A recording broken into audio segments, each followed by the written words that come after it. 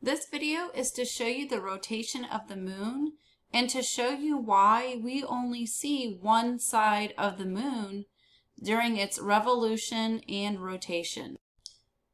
This video is to show you why we only see one side of the moon.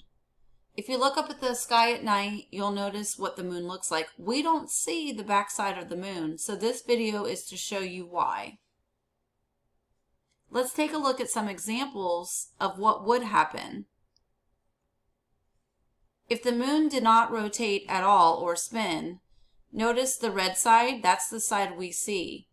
If there was no spinning of the moon, this is what the moon would look like to us here on Earth. We would be seeing the different sides of the moon. So without any rotation or spin, we would see all sides of the moon. If the moon was spinning faster than it is, we would actually see all sides of the moon.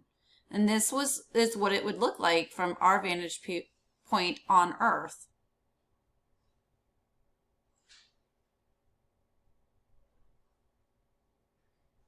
So how fast is it actually rotating? Because this is not what the moon actually does.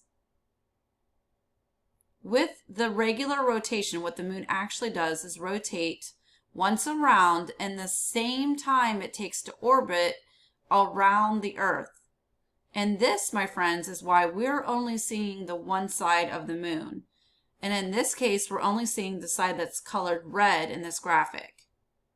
So it rotates on its axis once in the same time it takes to go all the way around the Earth. So we only really see that red colored side of the moon at any given time. We do not see the back side, or what's backside to us, of the moon.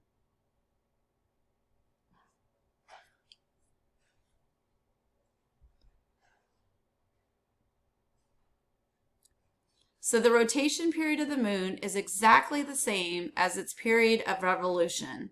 It spins one time in the same time that it takes to go all the way around the Earth, keeping that one side of the moon facing us at all times.